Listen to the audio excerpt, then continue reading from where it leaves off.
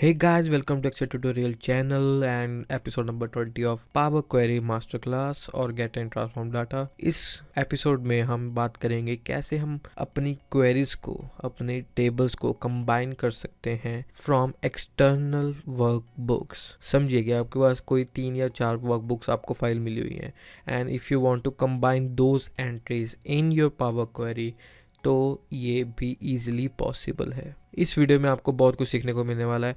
अगर आपने सब्सक्राइब नहीं किया चैनल को जरूर कर लीजिए, क्योंकि आने वाले दिनों में हम पावर क्वेरी को ही कवर करने वाले हैं। चलिए शुरू करते हैं। तो ये मेरी एक लोकल फाइल्स है यहाँ पर, जिसमें documents, competition book and competition है।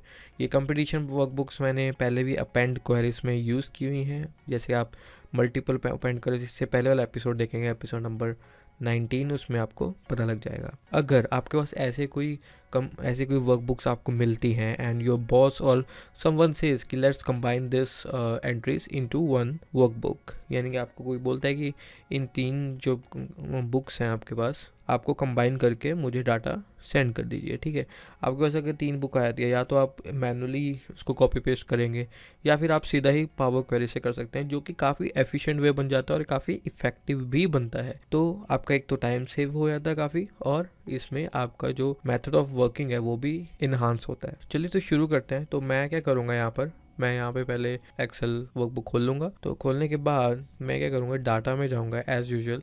आपको कुछ इंपोर्ट करने की ज़रूरत नहीं है, कुछ ओपन करने की ज़रूरत नहीं है। आप सीधा जो आपके जो जैसे आप पावर क्वेरी को कॉल करते हैं वैसे ही करना है। डाटा में जाना है। डाटा के में जाने के बाद आपको इन सब चीज़ों को नहीं छेड़ना है।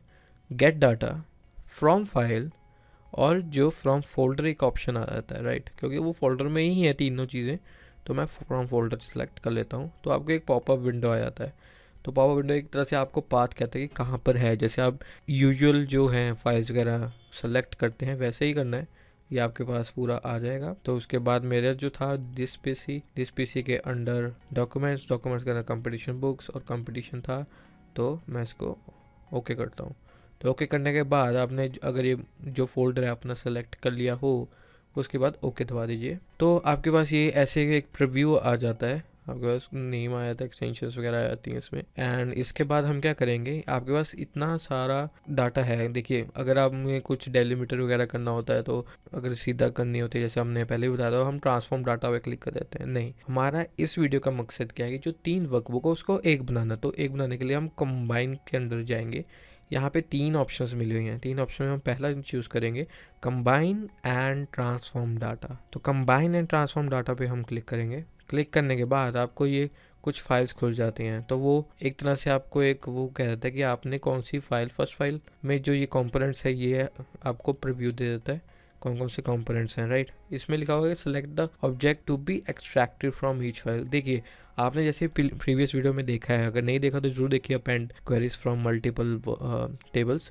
तो वहाँ पे हमने क्या कहा था कि जो फॉर्मेट होता है अपेंड का, तो अगर वो फॉर्मेट आप फॉलो अप करना चाहते हो अपनी वर्कशीट में, तो वो ही पहले चूज़ कर लीजिएगा। तो वही चीज़ है, ये सैम्पल फाइल को हमें दिखा रहा है कि सैम्पल फाइल कौन सी आपकी। तो मैं सेकंड पे जाऊँ, ठीक है, तो शीट में ये सब कुछ आ रहा है, राइट। तो वैसे ही सेकंड में, ठीक है, ये सारी चीज़ें आ रही हैं। वैसे मैं थर्ड सेलेक्ट करूँ तो इसमें शीट में देखूँ क्या क्या आ रहा है, तो ये चीज़ें आ रही हैं। तो मैं क्या करूँगा, मैं सेकंड पे जाऊँगा। सेकंड में जाने के बाद जो शीट है उस पर ओके क्लिक कर देता हूँ। तो ये देखिए, ये सारा को सारा जो मेरे पास डाटा है वो अपने आप ही, जो पावर क्वेरी है, अपने आप कंबाइन कर देती है लाइक दिस। ये सोर्स नेम हो गया एक तरह से हमारे पास, जिस सोर्स में क्या है, बट इसमें काफ़ी कुछ कमियां भी हैं जैसे आप देख पा रहे हो। तो इस कमियां को दूर करने के लिए हम क्या करेंगे, पहले तो ये देखिए नेम क्लास आ रहा है। हम पहले जो एक फ़िल्टर ऑप्शन होता है, पहले इसको हटाते हैं। इसको हटाने के लिए हम क्या करेंगे, यहाँ पे जो ड्रॉप डाउन लिस्ट दिया होता है जो कॉलम का, तो उसमें जाके नेम जहाँ पे लिखा है, क्योंकि ये तो हेडर्स हैं, राइट, तो उसको पहले जाके यहाँ पे डिलीट करेंगे। तो डिलीट करने के लिए क्या होगा कि जो ड्रॉप डाउन लिस्ट है, ड्रॉप डाउन लिस्ट में जाके जो नेम आ रहा है ना, उसको अनसेलेक्ट कर देंगे और ओके दबा देंगे। अनसेलेक्ट करने के बाद तो आपको दिख रहा होगा कि जितनी भी हमारे पास नेम और क्लास की जो थी वो सारी डिलीट हो गई हैं। अब क्या था, हमारे पास ये सारी चीज़ें हैं, ये टीचर्स थे। तो हम क्या करेंगे, अपने जो कॉलम के थे उसको रीनेम कर देंगे।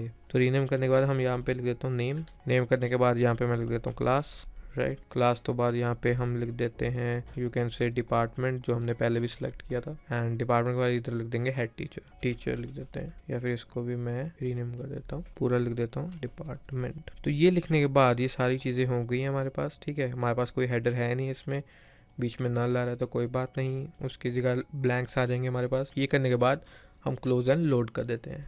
अब देखिए ये क्लोज एंड लोड हो चुके हैं। यहाँ पे इस चीज़ को ध्यान दीजिएगा, यहाँ पे हमारे पास 21 रोज लोड हो चुकी हैं। अब ध्यान से देखिए, एक मैजिक हम यहाँ पे करने वाले हैं। सपोज ये तो हमने अपना कंबाइंड डाटा एंड ऑल कर लिया है, राइट। तो अब क्या है कि अब सोचिए कि अब यहाँ पे अगर आपके पास और वर्कबुक आ जाते हैं जैसे ये, राइट। चलो 3 तो हमने हैं, ये कम हमने फोल्डर भी सिलेक्ट किया हुआ है, 3 हो चुकी हैं यहाँ पर आपके पास एक बंदा आता है जिसने आपको पहले वर्क दिया था, वो कहता है कि यार नहीं यार 2 और शीटें इसको भी उसमें ऐड कर दो। भाई आपका दिमाग हो जाएगा कि यार कैसे करें ऐड ये, तो फिर या तो फिर आप मैनुअली करो, या तो फिर इसका एक और तरीका है जो शॉर्टकट है। ये एक प्रो टिप हो जाएगी इसी वीडियो में। तो वो कैसे करते हैं, देखिए ये अगर आपके पास आती है कोई भी 2 शीट, 3 शीट या 4 शीट और उसका पर फॉर्मेट सेम ही है, तो हम क्या करेंगे, इसको जो है उसको ड्रैग करके कंपटीशन में डाल देंगे, राइट। अब इसके बाद आपको कुछ नहीं करना है, इसके बाद आपको अपनी क्वेरीज पे जाना है। इस पे ध्यान दीजिएगा, जो कंपटीशन के जो हमारे पास है 21 रोज लोडेड है ना, तो हम इसको रिफ्रेश करेंगे, ये देखिए 35 एंड जितनी भी 3 और 4 में यानी 4 और 5 में थी वो सारी यहाँ पर ऐड हो जाएंगी। ये बहुत ही प्रो टिप है और एक अच्छी एफिशिएंट वे माना जाता है, और या आप कह सकते हैं शॉर्टकट है पावर क्वेरी का। ऐसे ही अगर आपके पास और भी कोई यानी फाइल्स आती हैं तो इसमें ऐड करते जाइएगा, क्योंकि ये जो पावर क्वेरी में है, ये देखिए transfer and competition and all, तो ये सारा यहाँ पे जो फोल्डर है आपका वो सारा यहाँ पे इनेबल्ड है। इनेबल्ड से क्या मतलब होता है कि यानी कि जो अगर कुछ भी जो आप आगे डाटा डालते रहोगे तो वो यहाँ से अपने आप सिंक होता जाएगा। तो यही एक तरीका है मतलब टाइम सेव करने का, और एक शॉर्टकट मिल जाता है कि ताकि आपकी एफिशिएंसी इस काम में बढ़े। होप आपको समझ आया हो कैसे हम अपनी जो एक्सटर्नल वर्कबुक्स हैं, एक्सटर्नल अपनी वर्कशीट्स हैं, उसको कैसे हम इंपोर्ट करते हैं। इंपोर्ट करने के बाद कंबाइन करते हैं, कंबाइन करने के बाद जैसे भी थोड़ी बहुत ही हेडर्स वगैरह जो होते हैं वो उसको हम डिलीट करते हैं। हेडर्स को डिलीट करने के बाद हम उसको थोड़ा सा टचअप करने के बाद क्लोज एंड लोड करते हैं। और अगर आपके पास एक नई वर्कशीट भी आ जाती है, उस फोल्डर में आप डाल दीजिए, टेबल डिज़ाइन में जाके रिफ्रेश कर दीजिए, तो आपके पास वो सारी रोज अपने आप लोड हो जाएंगी। होप आपको समझ आया हो कैसे हम कंबाइन करते हैं अपनी एक्सटर्नल वर्कशीट के साथ। अगर आपको समझ आया, अगर आपने कुछ नया भी सीखा है तो लाइक ज़रूर कर दीजिएगा इस वीडियो को। अगर आपको लगता है कि आप कुछ कहना चाहते हैं या फीडबैक देना चाहते हैं तो कमेंट जरूर कीजिएगा, हम आपको क्वेरीज को एड्रेस करेंगे। आपको ऐसी वीडियो और मिले तो आप सब्सक्राइब जरूर कर लीजिएगा, और अगर लगता है कि या तो फिर किसी को ये वीडियो यूज़फुल होगी तो उसको शेयर जरूर करिएगा। तब तक के लिए नेक्स्ट एपिसोड में हम मिलेंगे, तब तक के लिए धन्यवाद।